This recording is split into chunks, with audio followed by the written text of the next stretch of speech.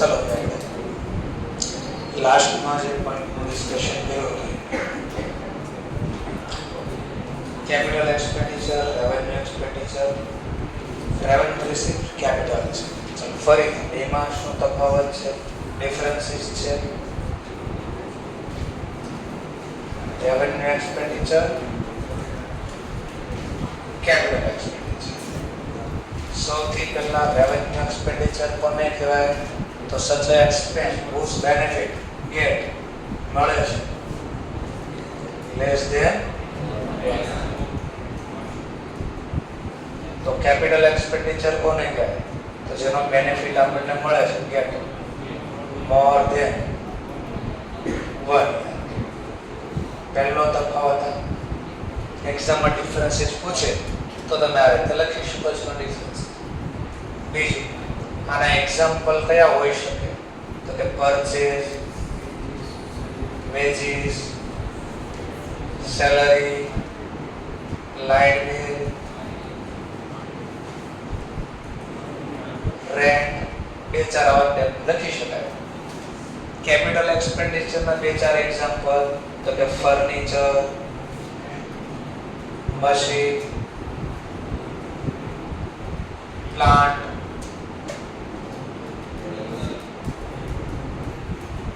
Building, goodwill, intangible પણ asset include થાય.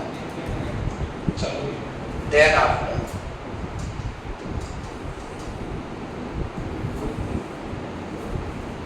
ક્યાં શો કરવામાં આવશે, ક્યાં બતાવવામાં આવશે, ક્યાં રેકોર્ડ ડિસ્પ્લે ક્યાં કરશું? તો કે ટ્રેડિંગ અથવા પીએનએલ ને ડેબિટ બાજુ. ટ્રેડિંગ અથવા પીએનએલ અકાઉન્ટમાં ડેબિટ સાઇડ. તો આને ક્યાં ડિસ્પ્લે અથવા શો કરશું, ક્યાં બતાવશું? તો કે બેલેન્સ શીટ. બેલેન્સ શીટમાં ક્યાં? Asset side.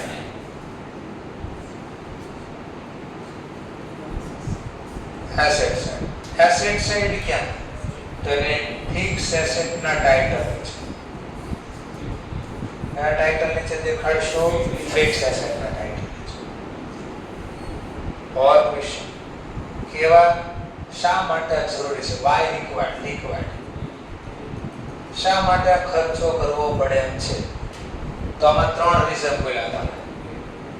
Day to day expenditure required four run normal business activity.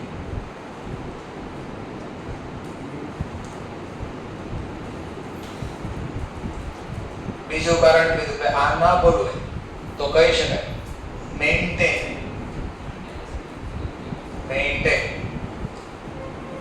Earning capacity.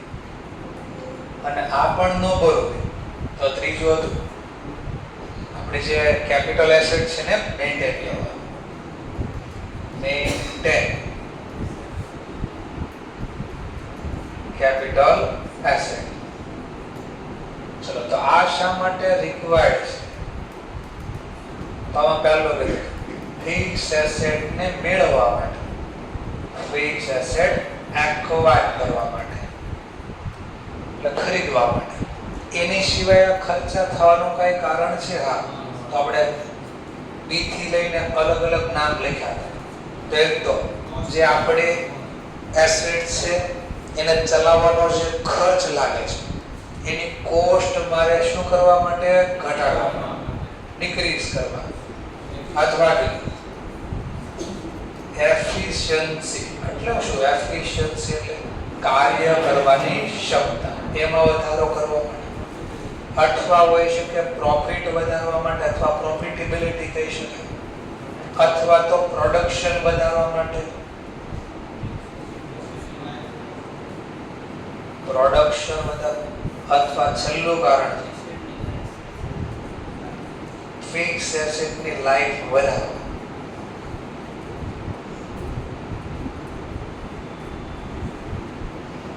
જો આવા કોઈ કારણથી આપણે આ ખર્ચો કરીએ, કોઈ પણ વ્યક્તિ ખર્ચો એમને કરે નહીં, ક્યાંક બદલામાં એને જોઈ. ચલો ધ્યાન આપતા પછી બીજું કઈ હતું આપણી પાસે રિક્વાયર્ડ. ધ્યાન આપતા તો કેવા નેચરનો ખર્ચો હોય, કેવા નેચરનો ખર્ચો? તો રિકરિંગ નેચરનો ખર્ચો. જો રિકરિંગ નેચર એટલે શું? રિકરિંગ નેચર એટલે વારે વારે. પણ આનો નેચર કેવો હશે? એક્સપેન્સ નો નેચર નોન રિકરિંગ, એટલે વારે વારે નહીં થાય. વારે વારે એટલે મને વર્ષમાં કઈ વાર ન થાય. આજે એકવાર ખર્ચો કર્યો, પછી 2, 4, 5, 10 વર્ષ પછી ખર્ચો થાય, એટલે આને કહેવાય નોન રિકરિંગ એક્સપેન્સ. ચલો, ત્યાર પછી બીજું કઈ કારણ હતું? હા, ક્યારે આ ભોગવશું, ઇન્કર્ડ કરશું, ક્યારે ભોગવશું આ ખર્ચો? ટૂંકમાં ખર્ચની શરૂઆત ક્યાંથી થાય? તો ધંધાની શરૂઆત થતા પહેલા થાય કે પછી? પછી.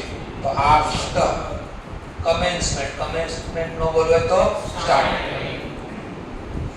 બિઝનેસ ના સ્ટાર્ટ થયા બાદ જ આ ખર્ચો થાય. તો આ ક્યારે ભોગવશું, ક્યારે ખર્ચો ઇન્કર્ડ થશે? તો કે પહેલા બી થઈ શકે, પછી બી થઈ શકે. બિફોર ઓર આફ્ટર બિઝનેસ સ્ટાર્ટ. બિઝનેસ ની શરૂઆત કરતા પહેલા બી થઈ શકે, પછી બી થઈ. એકાદો ડેમો આપો લખો એક્ઝામ્પલ માં સમજવા માટે. જેમ કે માની લો અહીંયા મારે ક્લાસીસ ચાલુ કરવા, તો ક્લાસીસ ચાલુ કરવા માટે બિલ્ડિંગ બનાવવું. તો બિલ્ડિંગ બનાવવા માટે પહેલા અમે જમીન ખરીદી. બોલો, હજી તો જમીન ખરીદી, ક્લાસ ચાલુ થઈ ગયા? તો ધંધો તો હજી સ્ટાર્ટ નહોતો થયો, છતાં બી ખર્ચો થઈ ગયો છે. તો જમીન ખરીદી, મકાન બનાવશું, પછી ધંધો ચાલુ થાય. તો એનો મતલબ આ ખર્ચો બિફોર પણ થઈ શકે, આફ્ટર પણ. બોલો, ક્લાસીસ ચાલુ કર્યા વગર કોઈ ટીવી આ બોર્ડ ખરીદ્યું? તો બોર્ડ ક્યારે ખરીદાય? પેલા બિલ્ડિંગ બને ત્યાં મૂકશું ને ક્લાસમાં. એનો મતલબ ધંધો ચાલુ થાય પછી આ કરવા પડે. પણ બિલ્ડિંગ બનાવવું હોય પહેલા જમીન ખરીદવી જ પડે.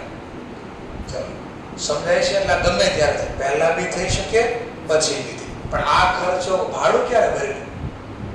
સેલરી ક્યારે આપી? સર્વિસ કરે ક્યાં?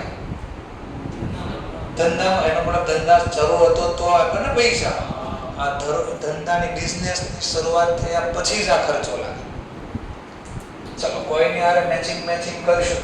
ના.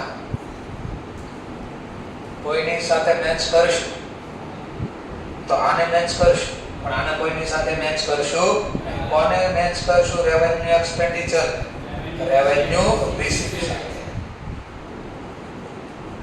રેવન્યુ રિસીપ્ટ સાથે.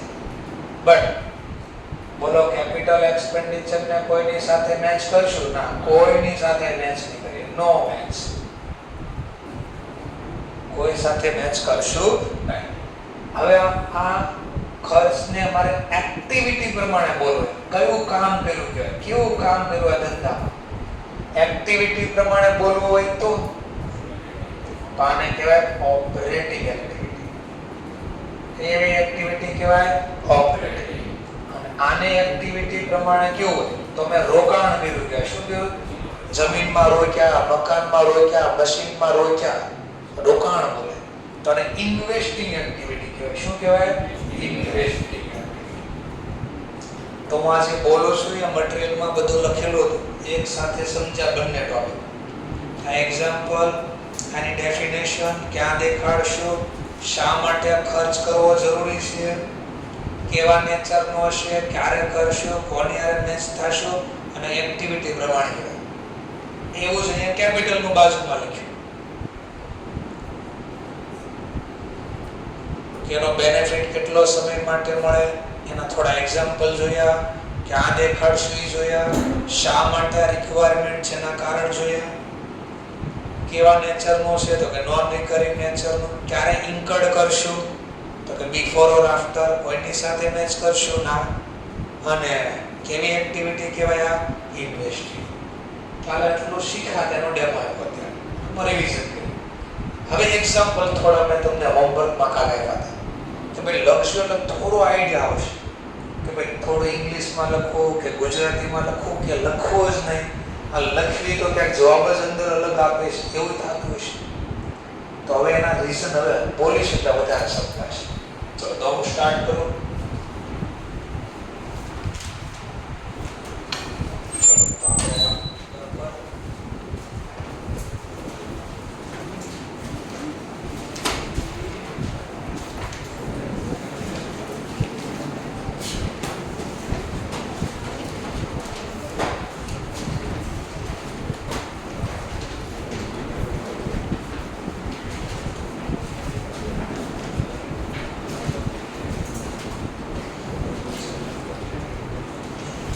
ધીમે ધીમે સમજાવવા મળશે શું ટોપિક છે.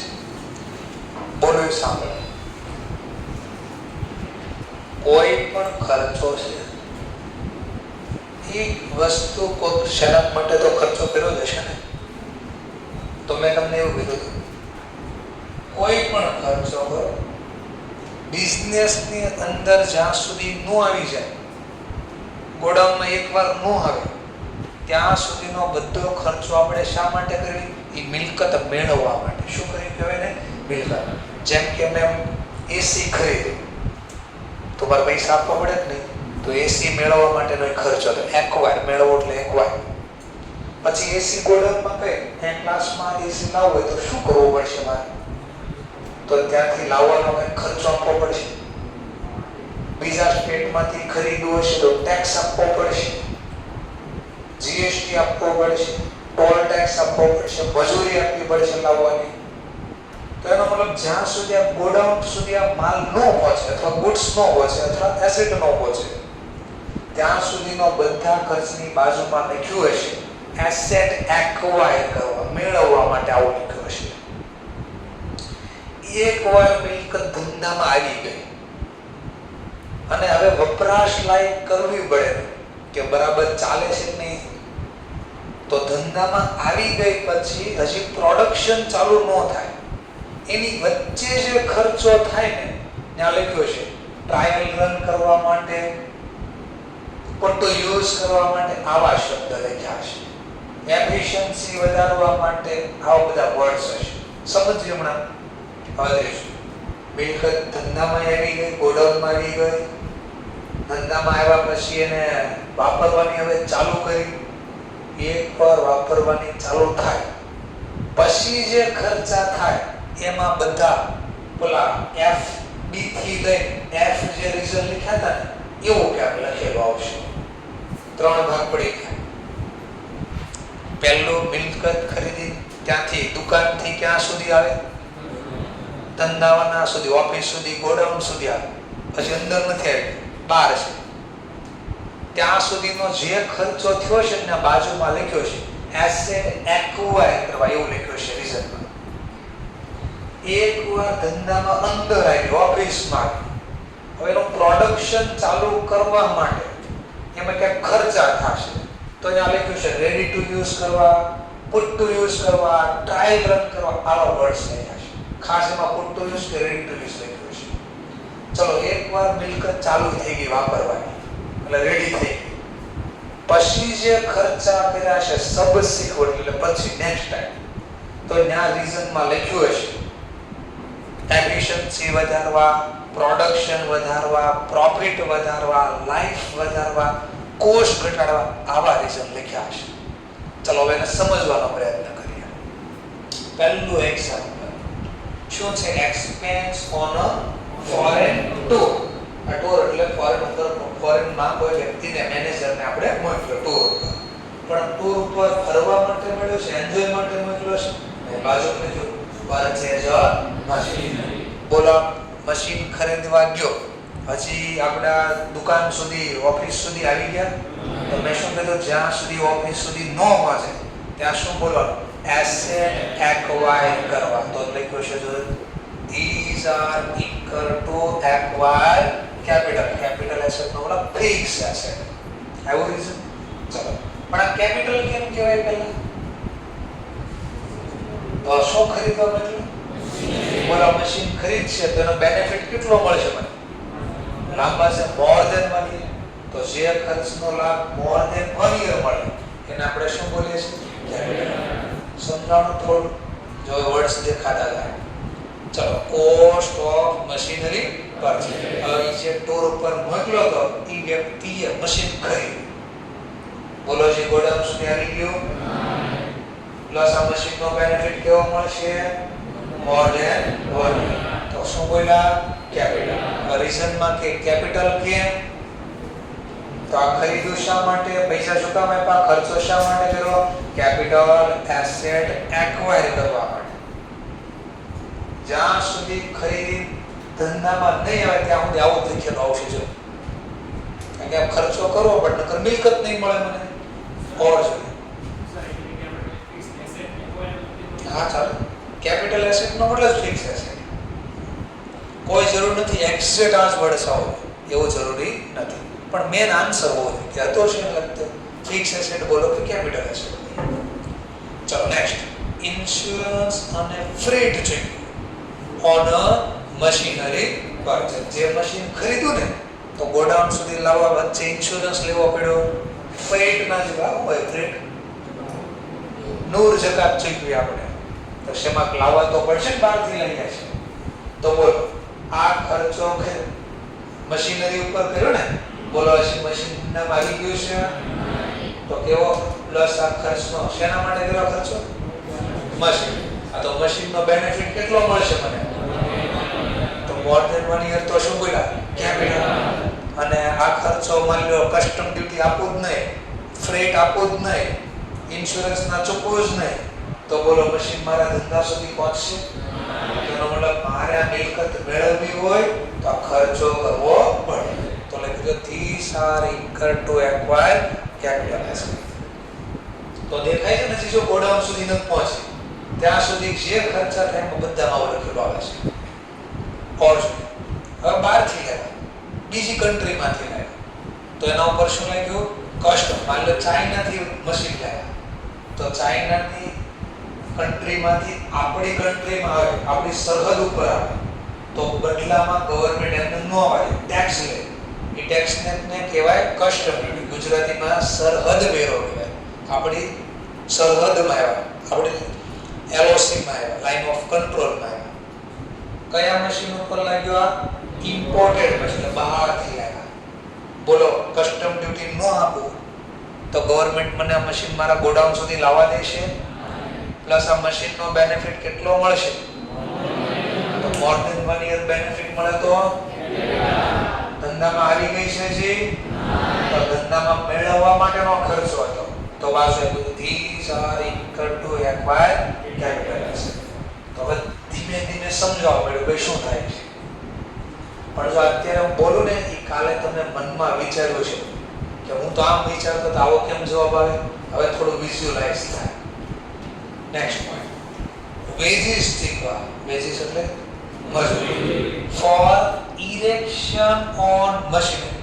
ઇરેક્શન કરો એટલે સ્થાપિત કરો, એક જગ્યાએ મૂકો. જેમ કે 8મા 9મા મહિનામાં ગણપતિ બાપા આવે તો આપણે શું કરીએ? ગણપતિ બાપાની સ્થાપના. આ સ્થાપના એટલે 9 દિવસ સુધી ગણપતિ બાપાને એક જ જગ્યાએ મૂકે, એને હલાય ન કરે ગણપતિ બાપાને. બોલ્યો ખબર પડી? તો એક જગ્યાએ મૂકો એને સ્થાપના કરી કે સ્થાપિત કર્યું કે. બોલો રોજ મશીન પર આ ટીવી રોજ ફરે છે અહીંથી આમ રોજ ફેરવે તો કામ ન કરે, પછી ખરાબ થઈ ગઈ. અને એક જગ્યાએ મૂકો, અને મૂકવા માટે અહીંયા મૂકવા માટે, દિવાલ ઉપર મૂકવા માટે મેં મજૂરી ચૂકવી છે ને, આજે વોટ પડી પાછળ બધી ફિટિંગ કરી. ચલો આ ફિટિંગ કરે જ નહીં અને મજૂરી આપો જ નહીં, તો બોલો ટીવી કામમાં લાગશે? ટીવી ચાલુ થશે નહીં. તો એનો મતલબ કીધું પાછું કે આ ખર્ચો જોજો, હવે વડિંગ જોજો, વડિંગ બદલા અહીંયાથી જો. હવે આના કરતા કેમ અલગ છું જોજો, હવે દેખાવું જોઈએ. હવે આ ધંધામાં અંદર આવી ગયું. હવે જો મેં ક્લાસમાં લગાડ્યું ટીવી, તો એકવાર ધંધામાં આવી જાય અને જે ખર્ચો કરો એ વાપરવા માટેનો ખર્ચો કરો, મિલકતને વપરાશ લાયક માટે. આ વપરાશ લાયક કરો એને બે નામથી ઓળખશે, રેડી ટુ યુઝ અથવા પુટ ટુ યુઝ. યુઝ એટલે વાપરવું, રેડી એટલે થઈ જાય. તો લખ્યું જોવે these are incurred put capital asset to use. મિલકતને વપરાશ લાયક કરવા આ ખર્ચો મારે અહીંયા કરવો જ પડે. તો સમજાણો ક્યાંથી હો આન્સર કઈ રીતે ફેરો ખબર પડી? તો અહીંયા પેન્સિલથી અહીંયા લખી શકો કે આ ધંધા સુધી પહોંચતા પહેલાના ખર્ચ હતા. આપણા ઓફિસમાં, દુકાનમાં, ગોડાઉનમાં લાવતા પહેલાનો ખર્ચ હતો.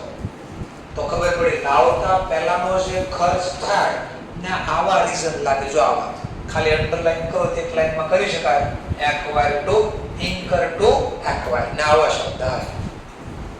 ગોડાઉન સુધી, ઓફિસ સુધી લાવતા સુધીના ખર્ચમાં આવા વર્ડ્સ લાગે. એટલે છગડીયો કાઉસ કરી લો તમે, ને કરો છગડીયો કાઉસ. અહીંયા સુધી કર્યું. એટલે 4 નંબરના ટોપિક્સ એટલે હાઇલાઇટ થઈ ગઈ કે આ 4 ટોપિક કેવા હતા કે જ્યાં ખર્ચો થતો હતો પણ હજી ખર્ચો થયો પણ ધંધામાં માલ મિલકત પહોંચી નથી. હવે જો હવે બધામાં હું હવે જોજો શબ્દ next point installation charges of machinery purchase. તો તમને ખબર હોય તો ઘરે કદાચ કોઈ વાઈફાઈ વાપરતા હોય તો શું કરે? વાઈફાઈ એક જગ્યાએ મૂકે એને ઇન્સ્ટોલ કર્યું કહેવાય. શું કર્યું કહેવાય? ઇન્સ્ટોલેશન. એસી જો અહીંયા ગોઠ હોય ને ઇન્સ્ટોલ કર્યું કહેવાય. શું કર્યું કહેવાય? ઇન્સ્ટોલ. બોલો મફતમાં ઇન્સ્ટોલ થયું હશે નહીં? 1200-1500 રૂપિયા લે મિનિમમ. તો બોલો અહીંયા ઇન્સ્ટોલ જ ન કરો, નીચે એસી મૂકી દો તો મજા આવશે? ગરમી થશે, જેમ વાપરવું એ વપરાશે નહીં, ગેસ લીકેજ થઈ જાય અને હલાવી ન કરે. બોલો ઘરે રોજ ફ્રીજ ફેરવે છે, શું કામ નથી ફેરવતા? અરે જાણો ને એમાં હું વાંધો? ફ્રીજ ફેરવો, આજે અહીંયા મૂકો, કાલ બીજે મૂકો, શું પ્રોબ્લેમ? એ ગેસ અંદર પાછળ ગેસ આવે ફ્રીજમાં, એ ગેસ એકવાર હલાવો ને એટલે ઉપર નીચે થઈ ગયો, એ જ્યાં સુધી સ્ટેબલ ન થાય ત્યાં સુધી ચાલુ કરવાની ના પાડે. એટલે હલા તમે એક જગ્યાએથી બીજી જગ્યાએ ફેરવો તેમાં જે ગેસ હોય ને અપડાઉન થઈ જાય અને પછી ચાલુ કરો તો બ્લાસ્ટ થાય, ફટ કરતો, એટલે ના પાડે. તો હવે ખબર પડી કે શા માટે નેના દે આ બધા એમને આગળ હોય અગર આપણા બડાકા કરે. તો ઇન્સ્ટોલેશન એટલે ગોઠવો, એક જગ્યાએ મૂકો. ચલો જો એક જગ્યાએ ન મૂકો તો વાપરી શકાશે નહીં. તો વાપરવા માટેના ખર્ચા તો ગોડાઉનમાં તો આવી ગયો છે. હવે વાપરવા માટેના ખર્ચા થાય. અચ્છા, વાપરવા માટેના ખર્ચા થાય ને કયો વર્ડ આવશે? પુટ ટુ યુઝ અથવા રેડી ટુ યુઝ. દેખાણું ક્યાંક હજી વાપરાશ લાયક નથી થયું, વાપરવાનું જે ચાલુ કરવી છે. ઓર પાછું expense incur on trial before asset is a put. હજી વપરાશ લાયક નથી એની પહેલા આપણે ટ્રાય કરી બરાબર ચાલે છે કે નહીં, કઈ પ્રોબ્લેમ તો નથી ને, એ ચેક કર્યું. કેમ જોજો બધું દેખાય. ક્યારેક દુકાને પેન લેવા ગયા હશે, પહેલું કામ શું કર્યું છે? એ શું કર્યું? ચેકને ટ્રાયલ રન કરી બરાબર હાલે છે કે નહીં. ₹2 5 વાળી પેન લીધી એમાં જો એ કરતા હોય કામ તો કરોડો રૂપિયાના મશીન તમે ચેક તો કરે બરાબર ચાલે છે. ન ચાલતું હોય બરાબર તો પાછું આપી દીધા. તો આ એમ ન થાય. હવે જો એ પેન જેને યુઝ કરતા હશો તો એ માની લો તમે એ દર વખતે પછી નવી પેન નો આપે, નકર શું થાય? નકર શું એ પેન આપ્યા જ કરે તો શું થાય? એક દિવસ એની ઈંક ખાલી થઈ જાય, પેન વેચવા લાયક જ નહીં. સમજાય છે શું બોલું છું? તો ટ્રાયલ રન કરશે તો ખબર પડશે બરાબર ચાલે છે. બરાબર નથી ચાલતી તો વસ્તુ રિટર્ન કરી દઈશું. તો આ રિટર્ન, આ ખર્ચો બી એમને નહીં થાય. મશીનમાં બરાબર ચાલે છે કે નહીં એના માટે શું કરવું પડશે? તેમાં કંઈક એનું મટીરિયલ નાખવું પડશે અંદર મશીનમાં. જેમ કે એમ્બ્રોઇડરીના જેમાં મશીન છે એમાં શું થાય? એમ્બ્રોઇડરીના મશીનમાં કાપડ ઉપર ડિઝાઇનિંગ થાય તો પહેલા કાપડું તો અંદર નાખવું પડશે ને. કપડું મફત આવતું હશે ને? કપડું મફત આવતું હશે ને? હા, તો કપડું પહેલા ખરીદીને એમાં નાખ્યું તો ખર્ચો થયો. તો આ જે ખર્ચો કર્યો ટ્રાયલ કરવાની બરાબર ડિઝાઇનિંગ બને છે કે આ ખર્ચો બી એસેટના નામે જાય. સમજાઈ ગયો તો ભાઈ? સરસ. ચલો હવે ધ્યાનથી જો પાછો શબ્દ મેં કયો શબ્દ પુટ ટુ યુઝ ને બદલે રન ટુ યુઝ, બે એક જ શબ્દ છે. ચલો ત્યાર પછી 8મો ટોપિક. હવે જો પાછું cost of second hand machinery purchase. નવા મશીનના પૈસા નહોતા લેવાના તો જૂનું મશીન ખરીદ. ગોડાઉનમાં આવી ગયું તો ગોડાઉન પહેલાના ખર્ચા એસેટ એક્વાયર. જો એક્વાયર શબ્દ ચાલુ થયા પાછા થયો હાઇલાઇટ શબ્દ. તો જે ખરીદવું છે, જો ખરીદવું છે, હજી ધંધામાં લાવીને ચાલુ કર્યું નથી. ઓર પાછું જો હવે પાછું તો જો રિપેર કર્યું second hand machinery before put to use. ધંધામાં લાવ્યા ખબર પડ્યા તો ડેમેજ છે, તો તમારે શું કરવું પડ્યું? રિપેર. એ પહેલા તો વપરાશે. જૂનું મશીન લાવી તો શું હોય, ક્યારેક ખરાબ આવી નીકળે થોડું, તો એને વાપરતા પહેલા થોડુંક રિપેર કરે. જેમ કે જૂની કાર લેવી તો એકદમ મસ્તીની જ હોય ને, ક્યાંક ક્યાંક ખામી હોય, માની લો સ્ક્રેચ પડી ગયેલા હોય કે કાચ કોઈ ફૂટી ગયેલા હોય અથવા ટાયર ખરાબ થઈ ગયા તો એને રિપેર કરવું પડે. પછી ગાડી ચલાવશો, મતલબ ગાડીમાં કાચ જ નથી, આગળનો કાચ જ નથી, બોલો ચલાવશો તો ટ્રાય કરી જોજો કેટલી મજા આવે. ત્યારે ફોર વ્હીલ કોકની પાસે કાચ વગરની ચલાવજો કેટલી મજા આવે. તકલીફ પડી જાય, તકલીફ બરાબર નહીં તો સર હવે ટુ વ્હીલ તો કઈ શું તકલીફ પડે? એ ટુ વ્હીલ છે ને ફોર વ્હીલ છે, એમાં કંઈક ફરક આવતો હશે. તો જ કાચ રેગ્યુલેટર માં કાચ રાખે ભાઈ. તો repair of second hand machine એટલે જૂનું મશીન છે અને ધંધામાં જે વપરાશ લાયક કરતા પહેલાનો ખર્ચો છે, તો પાછો પોટો ધંધામાં તો આવી ગયું છે પણ જે વાપરવાનું ચાલુ થયું નથી, તો પાછો incur to port capital asset to use.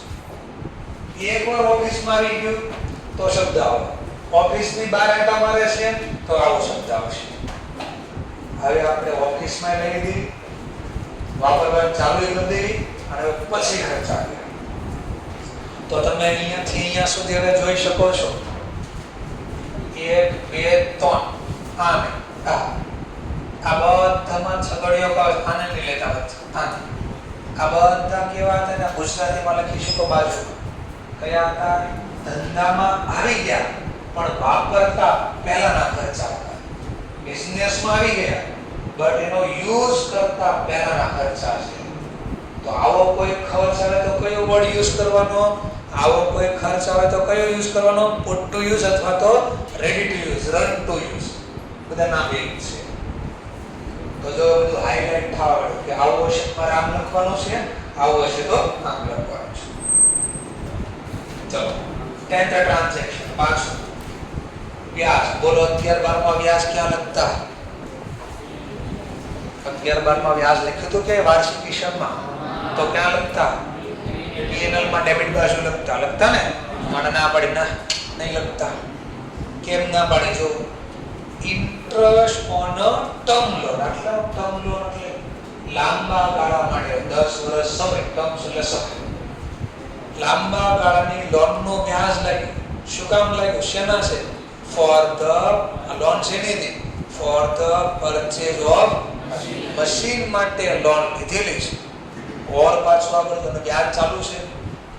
The commercial production has not begun. Begun એટલે શરૂ થાવ, ચાલુ થાવ. ટીલ એટલે સુધી, હજુ સુધી. Last day of the accounting year. વર્ષ પૂરું થઈ ગયું. મશીન લઈ આવ્યા છે પણ હજી મશીનનું પ્રોડક્શન ચાલુ થયું નથી. તો મેં તો કીધું ગમે એટલે ગમે ખર્ચો રેડી નથી છું વાપરવાનો ત્યાં સુધીનો કોઈ પણ ખર્ચો કયા નામે જાય? કેપિટલ. તો જો વ્યાજ કેપિટલ નામે દેખાણો. ચલો તો આ બોલો, આમાં આ શબ્દમાં ધ્યાનથી જોજો. શેના માટે વ્યાજ ભરું છું? બોલો વ્યાજ ન આપું તો મને પહેલા લોન લેવી પડી. પેલા વ્યાજ તો લાગ્યું કે લોન લીધી. લોન નો લીધી હોત તો વ્યાજ નો લાગે. પહેલા વ્યાજ તો નો લાગે તારે મશીન નહીં આવે.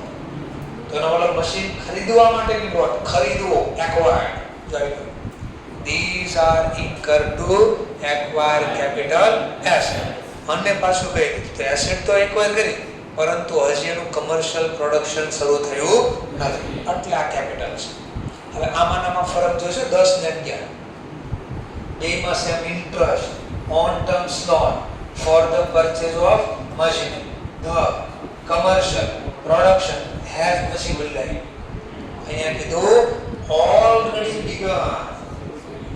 એકવાર put use, ready to use ચાલુ થઈ ગયા પછી જો એના ઉપર કોઈ ખર્ચા થાય, ફિક્સ એસેટ ઉપર ખર્ચા ચાલુ થઈ ગયા એકવાર, પછી મેં તમને બી થી લઈને એચ સુધીના નામ આપ્યા હતા કે હવે ખર્ચો કરવાથી શું ફાયદો થવો જોઈએ. જો મારી કોસ્ટ ઘટે, એફિશિયન્સી વધે, પ્રોડક્શન વધે, પ્રોફિટેબિલિટી વધે અથવા ફિક્સ એસેટની લાઈફ વધે આ ખર્ચ કરવાથી, તો એ ખર્ચને કેપિટલ ગણવાનો. નકર શું ગણવાનો? રેવન્યુ. બોલો વ્યાજ ભરવાથી મારી કોસ્ટ ઘટશે. વ્યાજ ભરવાથી મશીન ડબલ પ્રોડક્શન કરશે. બિચારા ભાઈને કે વ્યાજ લાગે ચાલો ડબલ ચાલવી આપણે, તો પ્રોફિટ વધી જાય મારો. મશીન 10 વર્ષની બદલે 15 વર્ષ હાલશે, લાઈફ વધી ગઈ. બોલો કોઈ બેનિફિટ મળે? ના. આવ્યો રેવન્યુ. શું થઈ ગયું? રેવન્યુ. શું કામ રેવન્યુ? કે પ્રોડક્શન ચાલુ થઈ ગયું, કોઈ કેપિટલ નેચરનો બેનિફિટ મળતો નથી. તો એ કીધું કમર્શિયલ પ્રોડક્શન ઓલરેડી બિગન, અને મેં કીધું એમાંથી કોઈ લાભ મળતો નથી. ચાલો ઓર પાછું 12મો ટોપિક રિપેર. રિપેર તો આગળ આવ્યું હતું. હા એવું નો રિપેર આવે તો ક્યાં લખવાનો? કેપિટલ. તો જો 9મો ક્વેશ્ચન અને 12મા ક્વેશ્ચનમાં ફરક શું હતો? જો 12મા ક્વેશ્ચનમાં કે repair of machinery after put to use, અને ઓલામાં લખ્યું તો બિફોર પુટ ટુ યુઝ. ફરક દેખાઈ ગયો ને?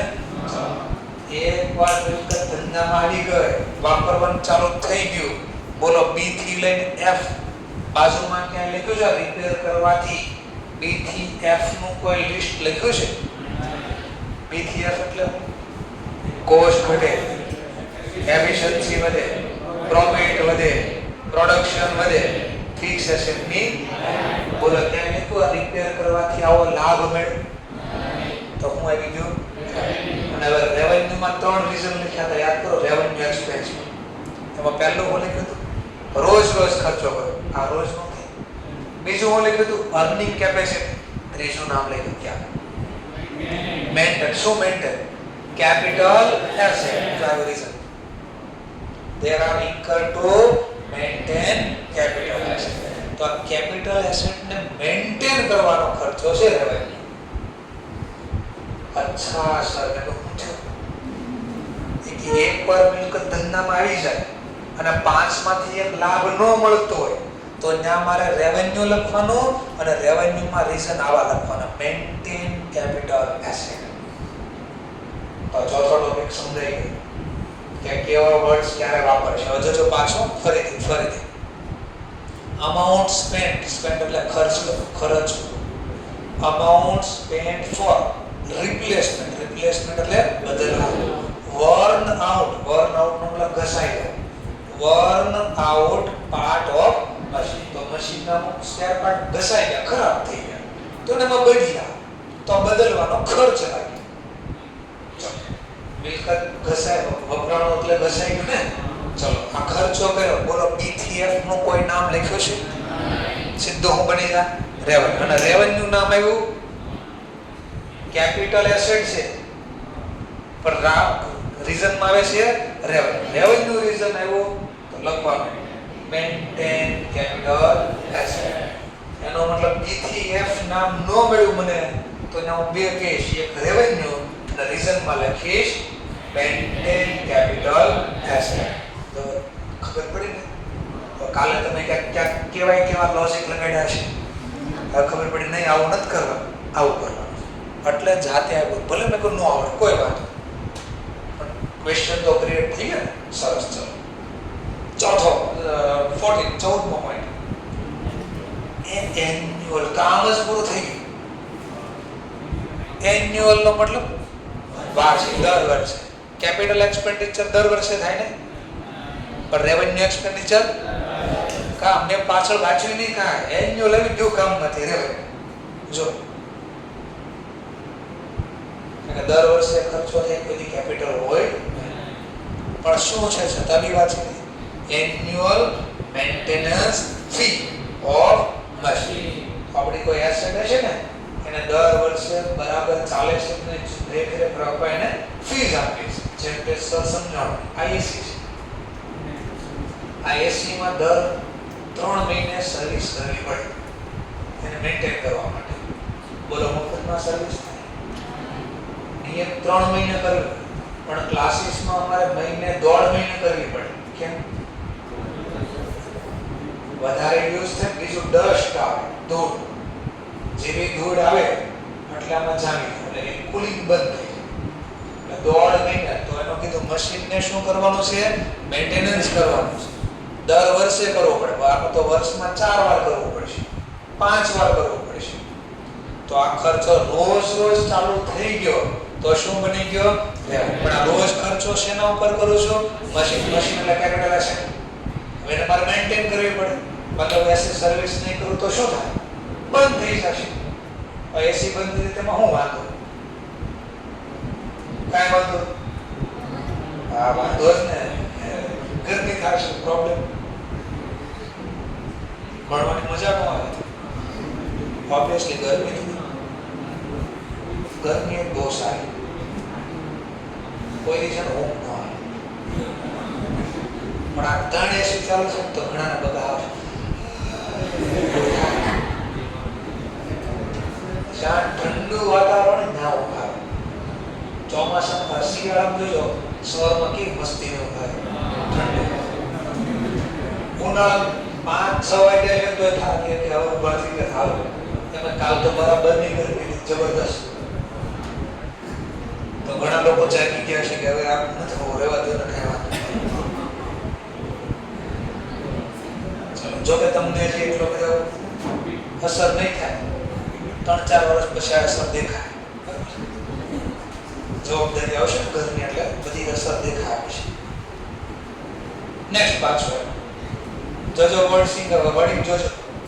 Money spend to reduce working expense. Expense એટલે ખર્ચ, કોસ્ટ. રિડ્યુસ એટલે તો યાદ કરો. એક મેં કારનું ક્યાંક એક્ઝામ્પલ આપ્યું હતું. કાર ચલાવવાનો ખર્ચ મારે 6.66 રૂપિયા લાગતો હતો.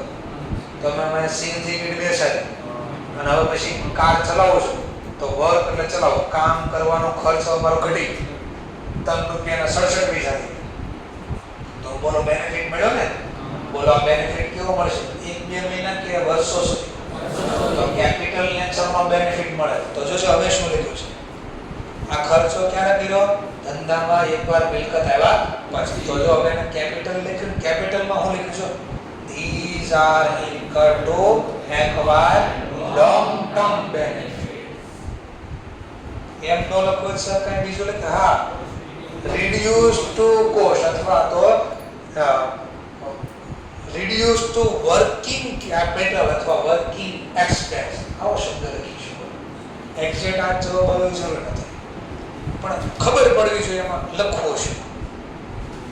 ચલો લો હમણાં કીધું યાર કે પાછું amount spent for replacement of petrol driven ચાલતું, પેટ્રોલ થી ચાલતું એન્જિન હતું. કારનું એન્જિન કેવું હતું? જે પેટ્રોલ થી ચાલતું હતું.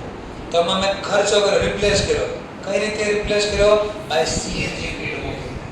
બોલો સીએનજી કીટ મૂકવાથી શું ફાયદો થાય? ખબર પડી ગઈ ને? એનો બેનિફિટ કેવો મળશે મને? more than 1. તો એને કેવો ખર્ચો કહેવાય? કેપિટલ. તો લખ્યો these are incurred to reduce operating cost. Operating જે કામ ચાલવાનું કામકાજ છે એમાં ઘટાડો થાય અને એનાથી શું થાય? મારો ખર્ચો ઘટે તો નફો વધે. તો આપણે તો બે રીઝન જોયા. બી થી એફ માં શું હતું? કોસ્ટ ઘટે, નફો વધે. તો બે બેનિફિટ મળી ગયો મને.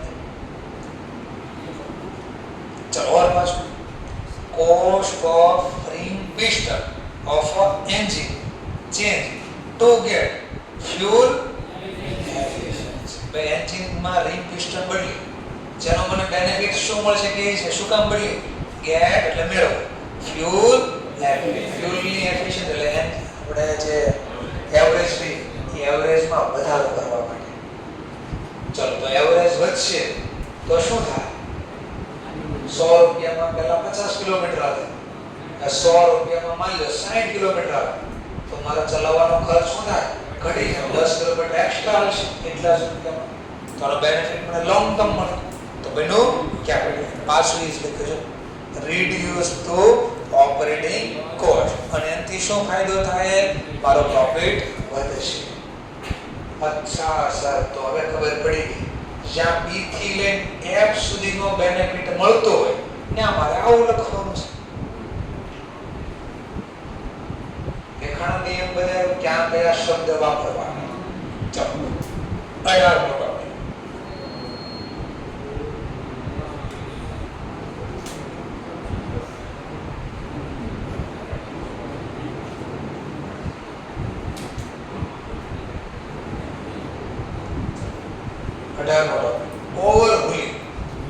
ઓવરવ્યુઇંગ નો મતલબ સ્થિતિ તપાસવી, પરિસ્થિતિ ચેક કરવી, કન્ડિશન ચેક કરવી. ઓવરવ્યુઇંગ એક્સપેન્સ એટલે ચેક કર્યું અને ખર્ચો કર્યો. શેનો ચેક કરીને ખર્ચો કર્યો? For the engine of motor car to get better fuel efficiency. Check કર્યું, આમાં આખું એન્જિન બદલી નાખ્યું. આમાં એન્જિન નહોતો બોલ્યો, એન્જિન ની એક રિંગ ને પિસ્ટન ખાઈ ગયું. આમાં આખું એન્જિન ખરાબ થઈ ગયું છે. આમાં થોડું ખરાબ ગમે એ હોય. આપણે તો જો B થી F સુધીનો લાભ મળે છે. જો જવાબ મળ્યો હા તો હું બોલવાનું કેપિટલ અને લખવાનો જેમથી હું ફાયદો થાય. કોસ્ટ ઘટશે, પ્રોફિટ વધશે. તો પાસ આવી ગયું છે. ચલો નેક્સ્ટ પોઈન્ટ. સર આના બદલે હું આમ ન લખી, કોસ્ટ ઘટવાના બદલે આમ ન લખી શકું. incur these are incur to get fuel efficiency. Get efficiency આ તો ચાલે, પણ એનો ફાયદો શું થાય? ખર્ચો એફિશિયન્સી વધે એટલે ખર્ચો ઘટે, અને ખર્ચો વધે એટલે નફો, ખર્ચો ઘટે એટલે નફો વધે. તો બધા એકબીજા સાથે જોડાયેલા છે. ચલો 19મો topic. Legal expense to acquire building. Legal ખર્ચો કે તો આપણે ખબર હોય તો કે મિલકત ખરીદી તો એમાં શું કરવું પડે? આપણે દસ્તાવેજ. દસ્તાવેજ એટલે લીગલ ચાર્જ. ચલો દસ્તાવેજ ન કરે કે હું વાંધો? તો શું વાંધો? દસ્તાવેજ ન કરો તો શું પ્રોબ્લેમ થાય? માલિકી એક ન મળે, માલિકી એક ન મળે તો કાલે ઉઠીને ગમે એ વાપરવા પડે.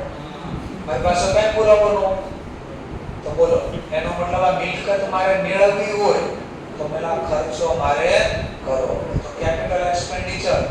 પાછો રીઝન જોજો, શું લખ્યું રીઝનમાં?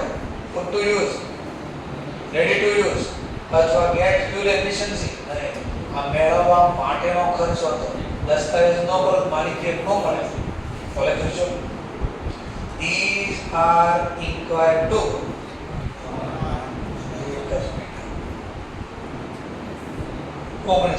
these are incurred to acquire ownership right of a capital asset. Ownership right નો લખું ખાલી એમ લખીશું કે ફિક્સ એસેટ એક્વાયર કરવા માટે આ કોઈ પ્રોબ્લેમ. ચલો નેક્સ્ટ પોઈન્ટ 20મો ટોપિક.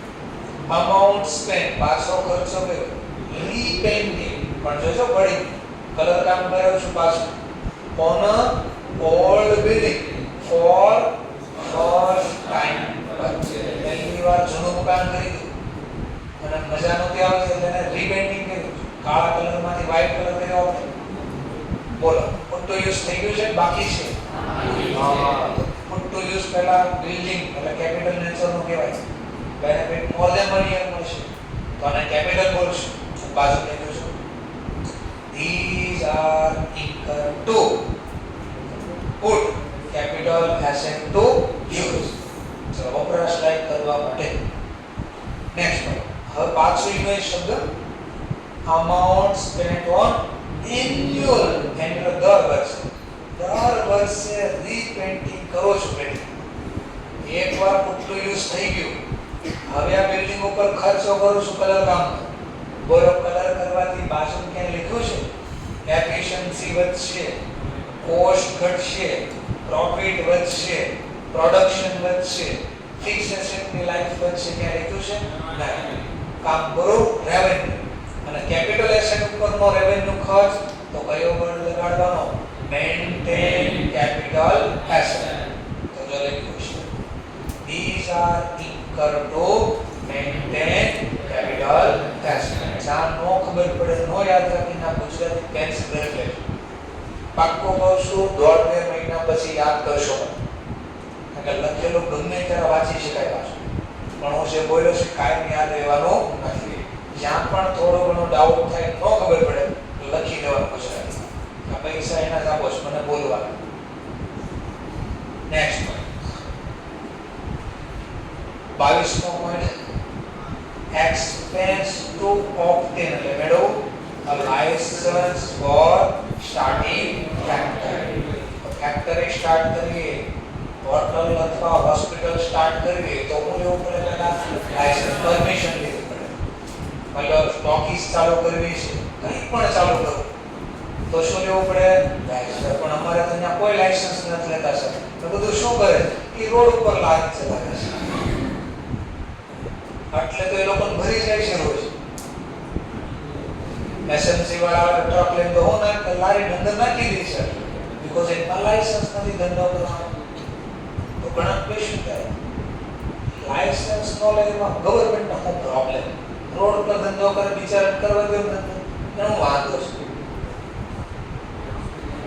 એક વ્યક્તિ દુકાનમાં બેઠો, એની જ આગળ એક વ્યક્તિ લારી લઈને ઉભો છે, એ દુકાનની એક્ઝેક્ટ સામે. તો એવું કેમ? એને ધંધો કરવા દે. આ બિચારો રોડ ઉપર ઉભો સાઈડમાં ઉભો છે તો એને ધંધો કરવા દે એવું કેમ? એના કઈ કારણ છે? શું કારણ છે? બિચારો મેં તો આંખો ખુલ્લી હોય જોતી હોય બધું. ટેક્સ આવે, ચલો ટેક્સ ન ભરતા એ લોકો. ચલો ટેક્સ અને મેં કીધું એકદમ બિચારો સાઈડમાં મેં કોઈ જાણ નહીં. મેં પહેલા જ કીધું ચલો હવે એનો કારણ રીઝન બરાબર તો ગંદકી કરતા પણ એક ઓર કારણ છે. માની લો કેવો બનાવે છે ખબર સર એનું હજી નો સર. માની લો એની વસ્તુ ખાવાથી ફૂડ પોઈઝન થઈ ગઈ. લારી વાળા તો રોજ રોજ ફરી જતા હોય એની એક જગ્યાએ બીજી ફરી તો ગવર્નમેન્ટનો નિયમ છે ફૂડ છે હોય ને એ કોઈ દિવસ તમારે ખરાબ ન વેચી શકાય. બિલ તો કે આપતા નથી લારી વાળા. અપ્રૂવ કેમ કરું? મેં આને કાંઈ ખાધું એટલે જ મને આપશે. બોલે તો ખબર પડે ને. પણ દુકાનમાં તમે પ્રૂવ થાય તમને બિલ લઈ આપે, માંગો તો આપે. એ લોકો જાણી જોઈને આપે છટકવા માટે મારી નહીં ખાધું છે. ચલો બિલ નથી કાંઈ પણ કેમેરા તો લાગ્યા હોય ને દુકાનોમાં, તો કેમેરાના આધારે પ્રૂવ થઈ છે. અને કાંઈ થયું આપણને તકલીફ તો એ લોકોને સજા થાય. ચલો આપણે ત્યાં નથી જોયું, આગળ વધીએ. ચલો તો બોલો લાયસન્સ નો લેવી ધંધો ચાલુ થાય કોઈ દિવસ નહીં. તો આપણે મિલકતને ચાલુ કરવા માટેનો ખર્ચો, એસેટ એક્વાયર કરવા માટેનો ખર્ચો. ચલો નેક્સ્ટ પોઈન્ટ એન્યુઅલ. કામ પૂરું થઈ ગયું ભાઈ. Annual renewal fee for licence for next year. આમાં રેવન્યુ તો છે પણ એક શબ્દ આ બીજો લખીને આવ્યો છે. કેમ એવો લખ્યો? આગળ તો એન્યુઅલ હતો ને એવું નહોતો લખ્યું પણ એ આ વર્ષનો જ હતો. પણ આમાં શું લખ્યું છે? એન્યુઅલમાં બાજુમાં ફોર નેક્સ્ટ યર. તો દર વર્ષે મારે ચૂકવવાના પૈસા ને મેં કીધું એક કામ કર્યું, આવતા વર્ષે ને આ લઈ કાલ આવતા વર્ષે નહીં માંગતા પણ છે તો એન્યુઅલ ખર્ચો ને. તો એન્યુઅલ ખર્ચો જે ખર્ચ વારે વારે થાય કોઈ દિવસ કેપિટલ બને તો કેવો કહેવાય? રેવન્યુમાં કહેવાય પ્રીપેડ. એટલે અગાઉથી ચૂકવી દીધા ને એટલે રેવન્યુ છે અને આ પ્રીપેડ છે. અને આ ખર્ચો શું કામ કરો? મેન્ટેન મારી કેપિટલ એસેટ. દર વર્ષે ફીસ નહીં ભરો તો રિન્યુ નથી. જેમ કે આપણી એપ્લિકેશન છે ફોકસ, તો અમારે દર વર્ષે રિન્યુ કરવાનો ચાર્જ આપવો પડે. જે એડમિશન સાથે ફીસ લઈએ છે ને તો તમને સીધું જ પહેલું કામ શું કરીએ છીએ? એ એપમાં નાખીએ છીએ. એપમાં નાખવાથી ફાયદો શું થાય? બે ફાયદા થાય છે. ચાલો, એક તો તમારે એપ્લિકેશનમાં વિડિયો લેક્ચર આવવા ચાલુ થઈ જાય અને ટેસ્ટ સેશન ચાલુ થઈ જશે. હવે અમારા બેનિફિટ કન્ટિન્યુ રાખવું હોય, જેવું વર્ષ પૂરું થાય તો એપ્લિકેશન પાછી અમારે જોઈતી હોય તો શું કરવું પડે? એની ફીસ આપવી પડે, રિન્યુઅલ ફીસ આપવી પડે. આમાંથી કોઈ માની લો લાઇબ્રેરીમાં જતા હશો તો લાઇબ્રેરીમાં કઈ લે છે તમારી પાસેથી? હા, જેના રોજ બેસતા છે ખબર છે 1200, 1500, 1000 રૂપિયા લેતા હશે. વર્ષ પૂરું થાય 1000, 1200, 1500 વર્ષ પૂરું થાય પછી ફરીથી પાછા રિન્યુઅલ નો પૈસા ચાર્જ લેશે. અમુક લાઇબ્રેરીમાં લે છે, અમુકમાં નથી લેતા. ચલો નેક્સ્ટ પોઈન્ટ. જેમ કે અહીંયા જેબી બાબા અહીંયા હીરાબાગ સર આપણા મોટા ભાગના સ્ટુડન્ટ બધા ના બેઠા હોય, જે બી ગાબાની સ્કૂલમાં લાઇબ્રેરી તો ત્યાં જાતા હોય એને પૂછી લેજો charge. Next topic, amount spent for construction of temporary huts. huts નો મતલબ ઝૂંપડી. તો આપણે ટેમ્પરરી એટલે કામ ચલાવ ઝૂંપડી બનાવી, કન્સ્ટ્રક્ટ એટલે બનાવવું, એનો ખર્ચો કર્યો બનાવવાનો. શું કામ? ફોર અ સ્ટોરી, સ્ટોરી એટલે સાચો, બિલ્ડિંગ મટીરીયલ, બાય એટલે ઝાડ, કન્સ્ટ્રક્ટ અ બિલ્ડિંગ. તો આ બિલ્ડિંગ બનાવવા માટે જે મારે મટીરીયલ જોઈએ, એ મટીરીયલ માન લો સમજવા માટે આ બિલ્ડિંગ બનાવો તો મટીરીયલમાં શું આવે? રેતી, કપચી, સિમેન્ટ, લોખંડ આવે. તો બોલો આ બધી વસ્તુ રોડ ઉપર પડી રહેવા દેવાય? એને સાચવવું તો પડશે ને. તો સાચવવા માટે આ લોકો નાની જેવું ઝૂંપડી જેવું બનાવે અથવા ઓફિસ જેવું બનાવે. તો આનો બેનિફિટ મને માન લો આ સ્ટોર ન કરું તો શું થાય? બિલ્ડિંગ બને? કેમ ન બને વિચારો. તો પેલો રોડ ઉપર પડ્યો હોય તો પડ્યો રહે ને, હવે આજે સાંજે પડ્યો કાલ સવારમાં પડ્યું હોય એમાં હું વાંધો? અરે ચોરાઈ જાય મતદાર. બીજું ચલો ચોર અમુક વસ્તુ ચોરાય ને, મતલબ સિમેન્ટ ચોરાય ને, મને સમજવા માટે નથી ચોર્યું, પણ પાણીનો ટીપું બી એને પડી જાય ને તો એ પથ્થર બની જાય, પછી રીયુઝ માટે કામ ન થાય. તો એને મારે સાચવી જ પડે. પાણી નક્કી થોડો હોય તો ગમે ત્યારે વરસાદ, પેલા ચોમાસામાં જ આવતું, હવે તો ગમે ત્યારે દિવાળી તો આવે જ. એને સાચવવું પડે. આ નો સાચવું તો બિલ્ડિંગ મારું બનશે જ નહીં, રેડી ટુ યુઝ થાય જ નહીં. તો એસેટ બનાવવા, એક્વાયર કરવા મારે ખર્ચો કરવો. તો લખ્યું છે કે these incur for the construct building, hence the hence એટલે માની capitalizing the cost of building. આવું લખો simple, incur for a fixed asset અથવા capital asset. ચલો ડિપોઝિટ કરી વિથ મહાનગર ટેલિનિગમ લિમિટેડ. જે બીએસએનએલ નામ છે ને, બીએસએનએલ એનો નાનો ભાઈ છે એમટીએનએલ, શોર્ટમાં નામ છે એમટીએનએલ, મહારાષ્ટ્ર ટેલિનિગમ. તો આપણે જે લેન્ડલાઇન ફોન આવતા પહેલા એ બીએસએનએલ જ ખાલી આપતું. એ મહારાષ્ટ્રની અંદર કોણ ફેસિલિટી પ્રોવાઈડ કરતું? એમટીએનએલ, મહાનગર ટેલિનિગમ લિમિટેડ. તો આ છે. તો પહેલાની સિસ્ટમ શું હતી? તો કે આ ફોન લેવો હોય તો તમારે પહેલા ડિપોઝિટ આપવી પડે. જેમ કે ખાસ મને યાદ છે 1992-93માં અમારા ઘરે જ્યારે ફોન આવ્યો હતો પહેલી વાર, તો જ્યારે લેન્ડલાઇન ફોન અમે લીધો હતો ત્યારે અમારે એને ડિપોઝિટ આપવી પડી. એનો મોબાઈલ એનો નંબર બી હતો 25624 એનો નંબર હતો. લેન્ડલાઇન જાય તો એ લેન્ડલાઇન માટે અમારે 4000 રૂપિયા આપવી પડી. કેટલા રૂપિયા? 4000. ત્યારે 25000 ટુ વ્હીલ આવતી, એટલામાં 25000 એ સાત જણે ટુ વ્હીલ છે ને, એ જમાનામાં ટુ વ્હીલ ને પૈસા વાળા કહેવાય. એ પાછું લ્યું ના એ હોય ને તો એ મોટી વાત કહેવાય. સાયકલ તો કોઈ પાસે હોય જ નહીં. અત્યારે સાયકલની વેલ્યુ છે, આપણે તો ભાઈની વેલ્યુ ડાઉન થાય. સાયકલ તો ભાઈ લઈ ન આવે, ગોલ્ફ્રી નો આવે, સાયકલ માટે કે વેલ્યુ ડાઉન થાય. ફોરેનમાં ખોલ છે, ફોરેનમાં બધા સાયકલિંગ કરે. અહીંયા કે સાયકલ ને પછી રાતે હાલવા નીકળે.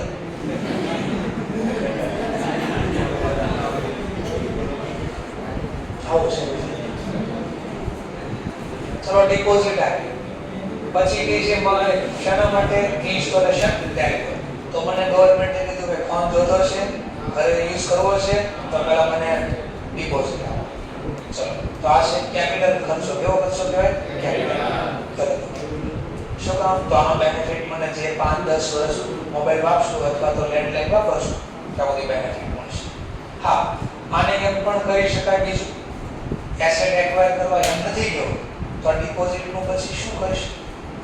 તો કે ભાઈ દર મહિને છે બિલ આવશે, એ બિલમાંથી એટલા ડિપોઝિટ માંડી વાળશું, એડજસ્ટ કરી નાખશું, માંડી વાળશું. ડિપોઝિટ પાછી નહીં આપતા મને જે બિલ આવે એના એટલા સેટઅપ કરી દઈશું. આમાંથી કોઈ ભાડે નથી મને ખબર કે જેને એના ભાડે રહેતા ને એના થોડી ડિપોઝિટ આપી, અગાડી આપી, એડવાન્સ આપ્યા. ભાઈ એડવાન્સ તો શું કરવાનું? તો 3 મહિનાનું એડવાન્સ લે. પછી જ્યારે મકાન ખાલી કરવાનું હોય ને ત્યારે 3 મહિનાના પહેલાથી ભાડું ભરવાનું બંધ કરે. શું કે તો હવે ભાડું નહીં આપી, કારણ કે ઓલરેડી અમારે એડવાન્સ તમારમાં મળે છે ને, એ ભાડું 1 મહિનામાં માંડી વાળશે. એડજસ્ટ કરો, વાળી લેજો કે ભાડું અલગ ને વાળી દેવું અલગ. ભાડું એટલે ખાવાનું કહેવાય. આપણે વાળું એટલે ખાવાનું કે વાળું કરી લીધું એમ કે ચલો ઠીક છે. Next point 26. expense for remove એટલે ખસેડો, દૂર કરવું.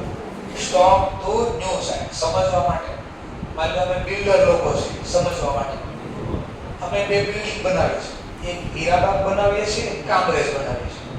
માની લો હીરાબાગમાં છે અહીંયા બિલ્ડિંગ બધું એનું કામ પૂરું થઈ, તો અહીંયા જે રો મટીરીયલ પડ્યું હોય છે, રો મટીરીયલમાં શું હોય છે કે સિમેન્ટ, રેતી, કપચી આ છે. હવે અહીંયા મકાનનું કામ પૂરું થઈ ગયું, તો બોલો મટીરીયલનું શું કરશો? જ્યાં બીજે કામ ચાલે છે ત્યાં લઈ જશો ને, તો ચલો એનો ફાયદો શું થાય? વિચાર, આ સિમેન્ટ અહીંની બદલે ત્યાં લઈ ગયો તો ફાયદો શું થાય ખબર છે? જો અહીંયા સિમેન્ટ વપરાવાની હોય ને તો એક જ માળ બને. હવે આ સિમેન્ટ ત્યાં લઈ ગયા ને તો એફિશિયન્સી વધી જાય, 2 માળ બનશે સિમેન્ટમાં. ન થાય? ચલો જેમ કે સ્ટીલ છે, લોખંડ, એ લોખંડ જો અહીંયા મકાન બનાવતા હોય ને અને વાપર્યું હોય તો 5 માળ બને. હવે એ લોખંડ ના લઈ ગયા તો એમાંથી 10 માળ બનશે. જો આવો કઈ બેનિફિટ મળતો હોય તો ક્યાં બેટા ભાઈ, એક સાઈડ થી બીજી સાઈડ સદ્યા ફેરવવાથી આવો કોઈ લાભ મળે નહીં. જેમ કે તમે નીચેના ક્લાસમાં તો ઉપરના ક્લાસમાં આવી ગયા તો તમારું શું કામ થઈ ગયું? કામ કરવાની ક્ષમતા વધી ગઈ. હવે 10 પેજ વાંચવા મળ્યા, ત્યાં 5 જ પેજ વાંચતા. તમારો ખર્ચો ઘટી ગયો. આવવા જવાનો ઉપરના ગયા તો ખર્ચો ઘટી ગયો. આવો ક્યારેક બેનિફિટ મળે ઉલટા અડધા કે નુકસાન જો ટીવી વહી ગયો. ઠીક છે સર, તો કીધું જ્યારે કે આવો ખર્ચ કરવા નાઈધર એટલે કાઈ આ નહીં અને આ નહીં. ઇનહેન્સ બેનિફિટ એટલે વધારો, નો ઇનહેન્સ તો મતલબ વધારો. બીજી ઇન્ડિવિડ્યુઅલ બેનિફિટ એટલે કોઈ વધારાનો બેનિફિટ નથી મળતો અને એસેટની વેલ્યુમાં કઈ વધારો નથી થતો, એટલે કઈ નવો લાભ ન મળ્યો અને મિલકતના ભાવમાં કઈ વધારો નથી થયો. તો આ ખર્ચને કેવો ગણ્યો મેં? રેવન્યુ. ચલો, ફાઇન ઇમ્પોઝ, દંડ નાખ્યો. હેલ્મેટ પહેર્યા વગર ના ગયા, ગવર્નમેન્ટને દંડ નાખ્યો. 500 પેનલ્ટી આવી. હવે આનો બેનિફિટ શું મળશે ખબર છે? આપણી ગાડી 500 ની સ્પીડે હાલશે, દંડ ભર્યો આપણે. એવરેજ ડબલ થઈ જાય, 200 ની એવરેજ આપશે, દંડ ભર્યો આપણે. આવો કોઈ બેનિફિટ મળે? ઉલટાના હતા એ ખીચામાં જ લઈ ખર્ચો વધ્યો, ઉલટા ઘટ્યો નહીં.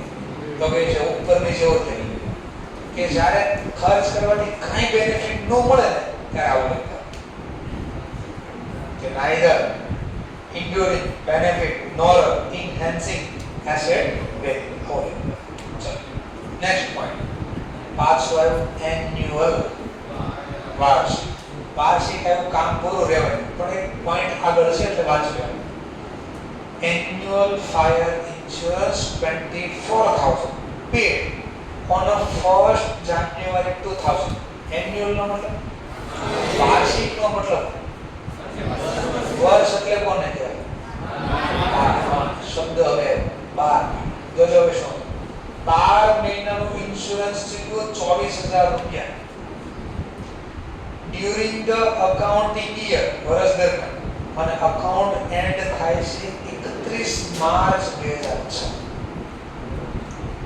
છે તો રેવન્યુ ખર્ચ, પણ બાજુમાં રીઝનમાં જોશો તો કે શું લખ્યું છે તેનું કારણ આપો છું. 1 જાન્યુઆરી 2006 ના રોજ મેં ઇન્સ્યોરન્સના 24,000 ચૂકવ્યા. એન્યુઅલ નો મતલબ 12 મહિના. તો 12 મહિનાના કેટલા છે? 12 મહિના પૂરા ક્યારે થાય? જાન્યુઆરીએ ચૂકવ્યા તો ડિસેમ્બરે પૂરા થાય ને 12 મહિના. તો 12 મહિનાના મેં ઇન્સ્યોરન્સના 24,000 ચૂકવ્યા. પણ બન્યું એવું, વચ્ચે મારું અકાઉન્ટ તો અહીંયા પૂરું થઈ જાય છે 31 ડિસેમ્બર, માર્ચ. સરસ. તો દેખાણો હાઇલાઇટ થયો શબ્દ શું કહેવા માંગુ છું? તો પૈસા તો મેં 12 મહિનાના ચૂકવ્યા, પણ મારું અકાઉન્ટ તો અહીંયા વચ્ચે પૂરું થઈ જાય છે. અકાઉન્ટ લખવાના દિવસો અહીંયા આવી ગયા આપણે. તો બોલો તો 31 માર્ચ સુધી મેં ધંધામાં કેટલો લાભ લીધો, કેટલો ખર્ચો કર્યો કે જાન્યુઆરી થી માર્ચ, રૂપિયા ને પૂછો, સમય પૂછો, જાન્યુઆરી થી 31 માર્ચ અને બાકીના એપ્રિલ થી, 1 એપ્રિલ થી ડિસેમ્બર, ઈ તો કયા વર્ષમાં વહી ગયા? નેક્સ્ટ યર નો સમય ચાલુ થઈ ગયો. તો જો અહીંયાથી ખબર 12 મહિનાનો ખર્ચો 24,000. તો આ વર્ષમાં તો મને કેટલો જ લાભ મળ્યો માર્ચ સુધીમાં? જો તો 3 મહિનાનો ખર્ચો કેટલો? ચોકડી ગુણાકાર 3 ગુણ્યા 24,000 ભાગ્યા 12. તો કેટલો જવાબ આવ્યો? હા, તો એનો મતલબ 6 મહિનાનો ખર્ચો રેવન્યુ એક્સપેન્સ કહેવાય. તો બાકીના 12 મહિનાના 24,000, તો 9 મહિનાનો ખર્ચો કેટલો? તો 18,000 તો ખર્ચો નેક્સ્ટ યર નો છે આમાંથી, પણ ચૂકવો તો મેં અત્યારે. તો બોલો નેક્સ્ટ યર નો ખર્ચો આજે ચૂકવી તો એને શું બોલાય? પ્રીપેડ. તો જો આમાં અહીંયા સમજાવું, આજે બોલ્યો ને કે આમાંથી 6,000 નો ખર્ચો તો કરંટ યર નો રેવન્યુ છે, કરંટ યર નો રેવન્યુ છે. બટ 18,000 જો શું લખ્યું છે? તો રેવન્યુ, પણ શું લખ્યું? પ્રીપેડ એક્સપેન્સ છે, અગાઉથી ચૂકવેલો છે. અને આ શીખશું ચેપ્ટર 7 માં ટોપિક. ચલો આગળ વધીએ. 29 નંબરનું ટ્રાન્ઝેક્શન, કમ્પેન્સેશન એટલે વળતર, paid to worker under the voluntary retirement scheme, શોર્ટમાં VRS બોલે. એટલે શું છે? વોલ્યુન્ટરી નો મતલબ સ્વેચ્છાએ રિટાયર કરી દીધા. રિટાયર નો મતલબ કામ કરવાનું બંધ કરી દીધા, નિવૃત્ત થઈ ગયા. તો કંપનીની સ્કીમ બહાર પાડી કે હે ભાઈ પ્લીઝ તમે અહીંયાથી જાતે નિવૃત્ત થઈ જાઓ. તમે વહી જશો, હું તમને થોડા ગ્રુપ કામ નહીં કરતા જાવ, તમે તોય વહી જાવ, તમે અમને નડો માં. તમે ચાલો. તો હવે ધ્યાનથી બોલે સાંભળો. જેટલા બી રોડ પર વ્હાઈટ કલરના કપડાં પહેરીને જે ટ્રાફિકનું કંટ્રોલ કરે છે, એ જેટલા બધા છે ને એ કોણ છે? બરાબર છે. એમાં મોટા ભાગના બધા પોસ્ટ ઓફિસર, પોસ્ટ ઓફિસ, ટપાલ ખાતું, ટપાલ મોકલે ને લખી, તો એ ટપાલ ખાતામાં કર્મચારી હતા, એમ્પ્લોય, ગવર્નમેન્ટ જોબ છે. હવે ટપાલ કોઈ તો લખતું નથી, તો હવે એનું કઈ કામ રહેતું નથી, તો એ એમ્પ્લોય ને શું કરે? કામ તો કરતા નથી. ગવર્નમેન્ટ નોકરીનો તો તમને ખબર છે, જોબ એકવાર ગવર્નમેન્ટ જોબ મળે તો પછી આજીવન ફિક્સ હોય, એ જાય નહીં ક્યારે. તો બેઠા બેઠા નવરા ખાતા થાય, કામ તો કરતા નહોતા કાંઈ. તો એને કીધું બરાબર સાંભળે, એને કીધું તમારે હવે કામ કરવા જવાનું છે. કામ બેઠા તો છે, કામ આપો, અમે ક્યાં ના પડે? એ કે હવે આ કામ નહીં, આ કામ બંધ થઈ ગયું. હવે તમારે રોડ ઉપર આ ટ્રાફિક પોલીસનું કંટ્રોલ કરવાનું છે, તડકામાં ત્યાં ઊભું રહેવાનું છે. અડધા કીધું ના અમે નો છે. તો ગવર્નમેન્ટ કે અમે કામ આપ્યું, તારી જોબ તો પાછી નથી લેતા, તો કામ આપ્યું તો તારે કરવું પડે ને, ચાલ કામ કર. કે ના એવું કામ મારાથી ન થાય, તો VRS લઈ લે. વોલ્યુન્ટરી સ્વેચ્છાએ તું કહી દે હવે અમારે કામ નથી કરવું, અમે તો ગાડી નહીં મોકલી, તો અમે કેવી કામ કરશે? તો શું કર્યું ખબર પડી ગઈ? તો જે લોકોએ VRS નથી લીધું એ રોડ ઉપર અત્યારે પોલીસનું કામ કરે છે, અને જેને VRS લઈ લીધું એ હવે બીજી જગ્યાએ ક્યાંક કામ કરતા હશે. તો એનો મતલબ કામ કર્યા વગર ગવર્નમેન્ટે પૈસા આપ્યા, તો બોલો શું ફાયદો થાય? કામ કર્યું ને પૈસા આપ્યા, કાંઈ ફાયદો થાય ને? ઉલટામાં લોસ થઈ જાય, નુકસાન થઈ ગયું. કામ તો કર્યું ને પૈસા દઈ દીધા. તો આ છે રેવન્યુ. પણ રેવન્યુમાં ક્યાં લોસ, હેવી લોસ, અને દર વર્ષે માંડી વાળો. આજે નહીં સમજાય, ત્રીજો પોઈન્ટ આવીશ મહિના સમજાય. આવો ખર્ચ કરવાથી ઉપરની જેમ જ લખ્યું કે બેનિફિટ નો મળે, આવું લખી દેવાનું કે આવો ખર્ચ કરવાથી મારી કોઈ કેપિટલ એસેટની લાઈફમાં વધારો થતો નથી અથવા વેલ્યુમાં નથી વધારો, અને આ બહુ મોટી રકમ ચૂકવે છે, તો આ ખર્ચને બેટર છે, સારું છે કે ટ્રીટ કરો, અસર આપો. ડીફર્ડ રેવન્યુ એક્સપેન્ડિચર. ડીફર્ડ એટલે પોસ્ટપોન કરો, ધકેલવો. સર એકાદું નામ સારું બોલો તો ખબર પડે. ભાડા પટ્ટાનું મકાન, શું કરતા ભાડા પડતા મકાનમાં બેલેન્સ શીટમાં એસેટ સાઈડ લખતા અને દર વર્ષે માથે ઉપાડી ક્યાં માંડી ક્યાં વાળતા એ નફા નુકસાનમાં ઉધાર. તો આ સેન્ટેન્સ એવું કહે છે કે આ મોટો ખર્ચો છે. તો આ મોટો ખર્ચો એ ખરે પીનમાં ન લખો. રેવન્યુ ખર્ચા ક્યાં લખાય? ટ્રેડિંગ અથવા પી. તો કે ત્યાં ન લખો. બેટર છે આ ખર્ચને પહેલા બેલેન્સ શીટમાં લખો અને દર વર્ષે રિટર્ન ઓવર એટલે માંડી વાળો ફ્યુચરમાં વર્ષમાં ભવિષ્યમાં માંડી વાળો. નો ખબર પડે તો કોઈ પ્રોબ્લેમ નહીં. આપણે જે આ શીખવાનું બાકી ડિફર્ડ રેવન્યુ એક્સપેન્સ આ છે શીખશું. અત્યારે ખાલી નામ આવ્યું એટલે વચ્ચે બોલ્યું. આ પહેલા ખબર પડી આ રેવન્યુ છે. ઓકે, આ નથી ખબર પડી કોઈ વાંધો નહીં, થોડી વાર પછી જોઈશું. 30મો topic amount spent on demolition. demolition એટલે પાડવું. demolition of building એટલે બિલ્ડિંગ પાડવાનો ખર્ચ કર્યો. શું કામ પાડવું છે? તો construct bigger building on a same site. જેમ કે સમજવા માટે આના ઉપર જ એક માળ લેવો છે પણ આ માળ ઉપરનો ખરાબ હતો. એનો માની લો છત ખરાબ છે તો ઉપરનો માળ કેમ લેવો? તો મેં એક કામ કર્યું કે એક કામ કરો ને, નીચેનો માળ પાડી દો ગ્રાઉન્ડ ફ્લોર. શું કર્યું મેં ખબર પડી? સેકન્ડ ફ્લોર ખરાબ છે, મારે થર્ડ ફ્લોર લેવો છે. તો પેલા સેકન્ડ ફ્લોર બરાબર થાય તો ઉપર થર્ડ માળ લઈ શકો ને. તો મેં કીધું એક કામ કરો ને, માળ ખરાબ છે ને તમે નીચે ગ્રાઉન્ડ ફ્લોર તોડ નાખો. ગ્રાઉન્ડ ફ્લોર પાડી દીધું તો શું થાય? બધું ભરી જાય. અને બધું ભળે તો નવું બિલ્ડિંગ આખો બને. તો માળ ખાલી બનાવવો હોય તો ઉપરનો જ માળ પડે, પણ આખું બિલ્ડિંગ નવું બનાવવું હોય તો નીચેથી વાળ પડે. નીચેથી પાડી દીધું એને કહેવાય ડિમોલેશન કર્યું. નવી બિગર બિલ્ડિંગ બનાવી છે on a same site. Because શું કામ પાડી સર એમના ઉપર માળ લીધા કર્યા હોત તો ન થાય. કેમ ન થાય?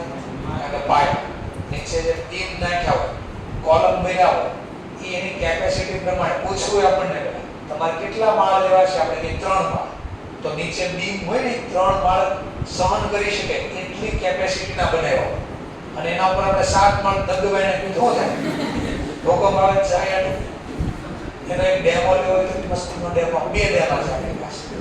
એના લક્ષ્મી હોટલ એવું નામ છે ને, લક્ષ્મી એની એક્ઝેક્ટ આગળ સામે એક્ઝેક્ટ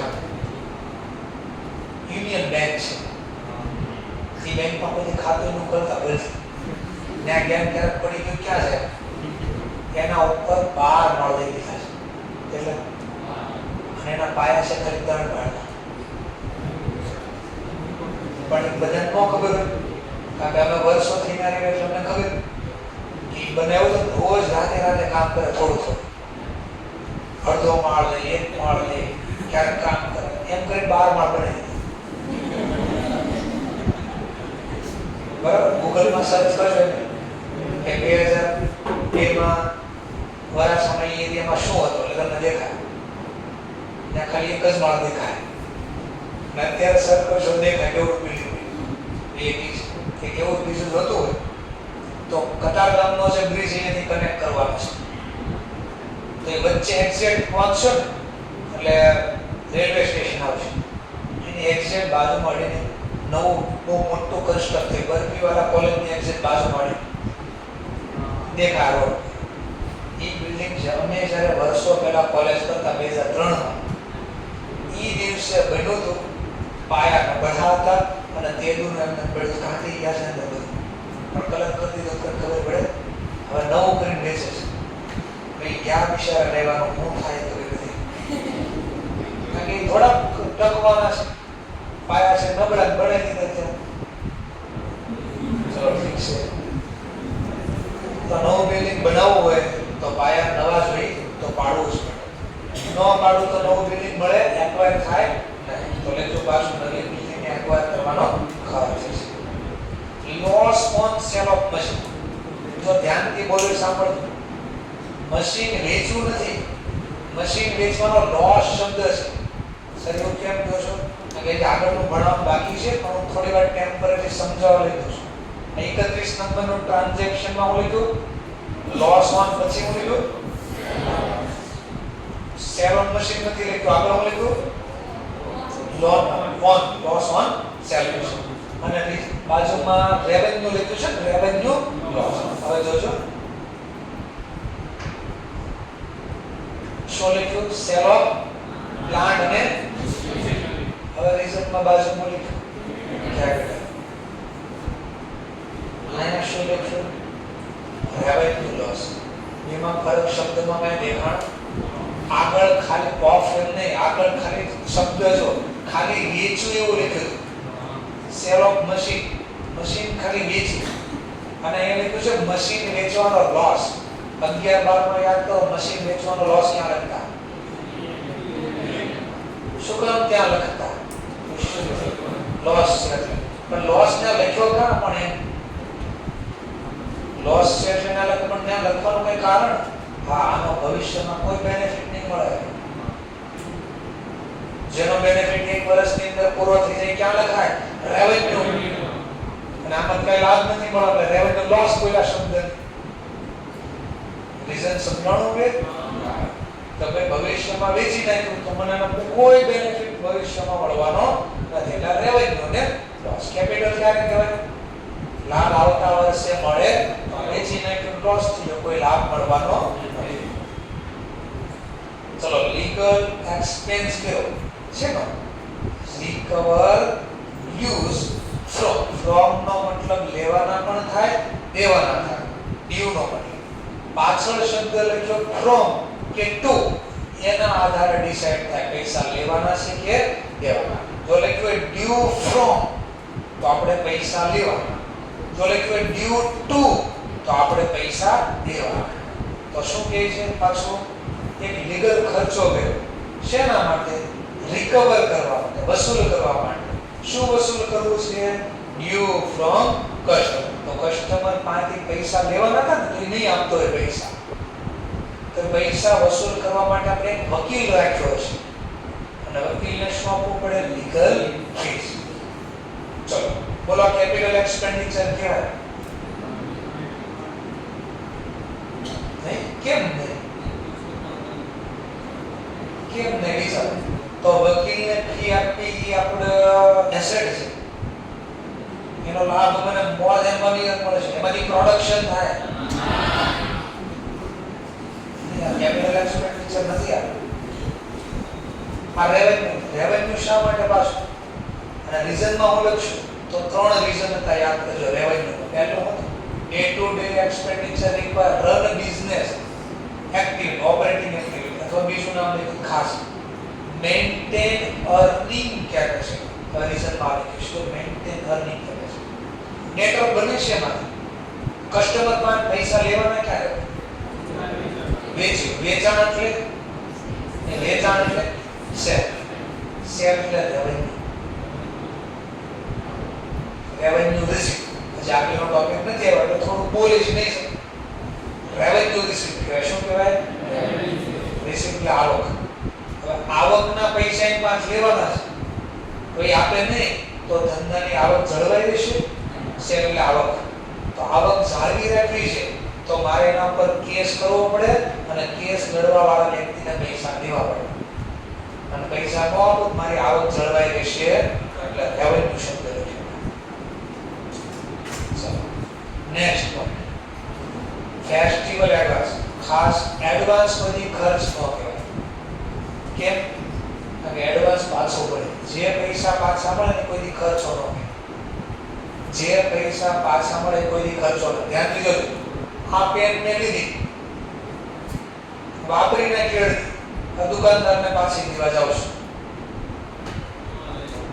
નહીં ને. ટૂંકમાં જેના પૈસા પાછા ન મળે ને ખર્ચ કહેવાય, અને જેના પૈસા પાછા મળે ને ખર્ચો ન કહેવાય. બોલો પૈસા પાછા દીધા હોત તો 10 રૂપિયા પેન લીધી, 10 જણા પાછા દીધા તો ખર્ચો છો ને પાછા તો નહીં. તો એડવાન્સ નો મતલબ એ પૈસા પાછા મળી જાય. સર સમજાણો.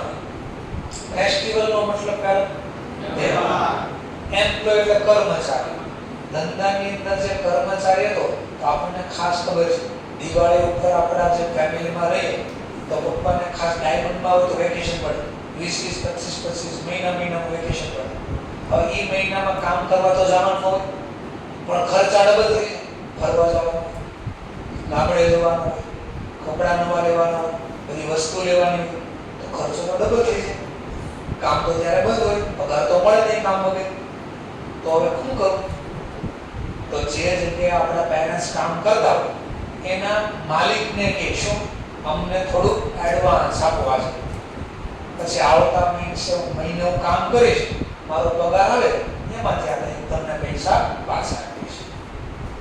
પૈસા પાછા, જો પૈસા પાછા આવે કોઈ ખર્ચો કહેવાય ને, તો not N expense.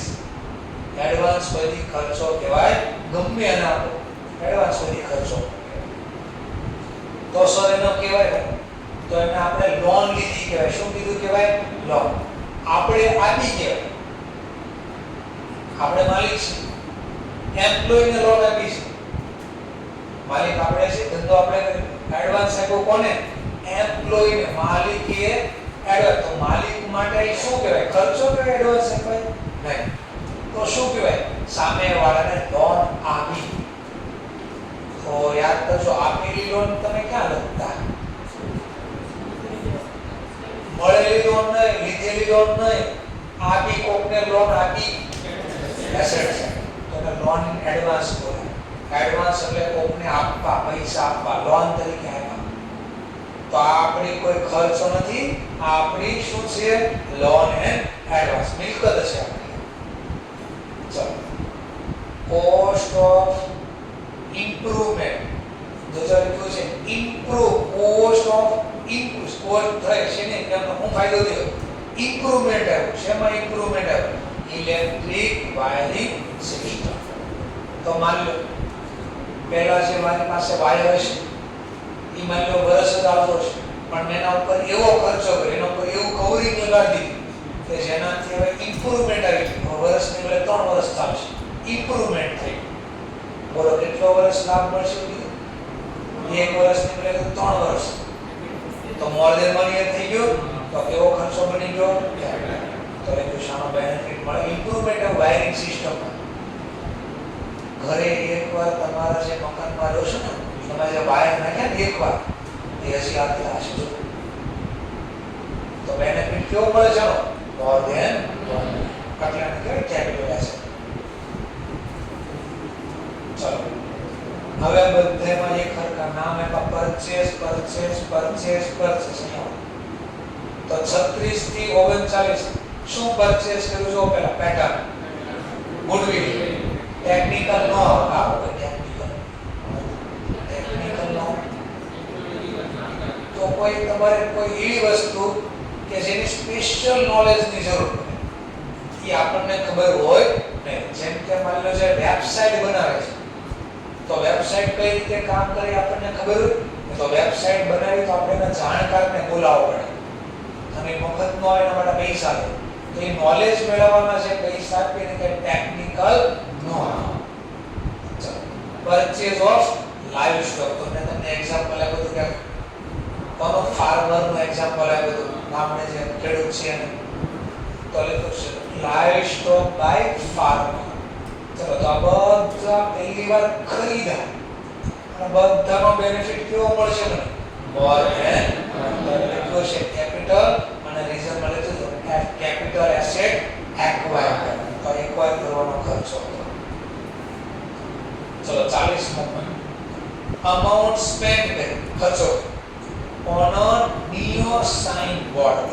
Neo sign, આ નિયો સાઇન નો મતલબ ચમકે એવું બોર્ડ. ક્યાં ચમકે છે? એકાદું બોર્ડ ચમકાવો ને. ચલો, એકાદું બોર્ડ ચમકાવે. હાઈવે ઉપર જાઓ તો હાઈવે ઉપર જે જગ્યાએ લાઈટ ન હોય અને ત્યાં બોર્ડ માર્યું હોય, તો લાઈટ વગર તો બોર્ડ કેમ ચમકે? તો તમને ખબર, રેડિયમ કલરનો બોર્ડ હોય, એના ઉપર ગાડીની લાઈટ પડે તો બી ચમકે. એવી રીતે બીજો એક્ઝામ્પલ આપો. પ્લેન ક્યાં ઉડે? આકાશ. પણ ઉતરે ક્યાં? તો જમીન ઉપર ક્યાં ઉતરે? કેમ ખબર પડશે? જમીન ઉપર ક્યાં ઉતરે કેમ ખબર પડશે? તો રનવે ઉપર આવા બોર્ડ મારે અને નીચેથી આમ લાઇટિંગ કરે તો જેના કારણે ચમકે, અને નિયો સાઇન બોર્ડ કહેવાય. બોલો, આનો લાભ કેટલો છે? એકાદ વાર ચમકતું હશે, બંધ થઈ જતું હશે. 2005 રેડિયમ તમે વાપરી હશે કાંઈ નહીં વાપર્યું હોય તો તમે જોયું તો હશે ને. મેં કીધું રોડ ઉપર જેમ કે બારણી પર પહેલું જ નામ દેખાય, હીરાબાગ જવું હોય તો આમ, કાપોદ્રા જવું હોય તો આમ, એ ચમકે છે. નિયો સાઇન બોર્ડ છે, 5-10 વર્ષથી લગાડે છે ગવર્મેન્ટ. તો આ એનો બેનિફિટ કેવો મળે મને? મોર ધેન 1 તો કેપિટલ એક્સપેન્ડિચર છે. ચલો, import duty on purchase of material. ગમે એ ખરીદો, ગમે જ્યાં સુધી વસ્તુ તમારા ધંધામાં ન આવે ત્યાંથી બધો જ ખર્ચો જે ખરીદ્યો એના નામે છે. શું ખરીદ્યું અહીંયા? મટીરીયલ. મટીરીયલ કોને કહેવાય? હાઉસમાં તો કાચો માલ એટલે ગુડ્સ, નોર્મલ ગુડ્સ અને મટીરીયલ ચેપ્ટર 4 માં શીખશું. તો મટીરીયલ એટલે ગુડ્સ ખરીદવા કેવો ખર્ચો છે આપણા માટે? રેવન્યુ. ગુડ્સ ખરીદા તો રેવન્યુ ખર્ચો છે. એટલે તો મને યાદ છે કે આમાંથી જોજો, આવક માલ ગાડા ભાડું ક્યાં લખતા? ટ્રેડિંગમાં. પરચેસ ક્યાં લખતા? થોડુંક લોજિક લાગ્યું. આવક માલ ગાડા ભાડું કોને કહે? જે માલ ખરીદ્યો એને ધંધા સુધી લાવવા. મટીરીયલ ખરીદ્યો એને ધંધા સુધી લાવવા માટે ઇમ્પોર્ટ ડ્યુટી આપે. તો એ ખરીદીને હારે લખતા.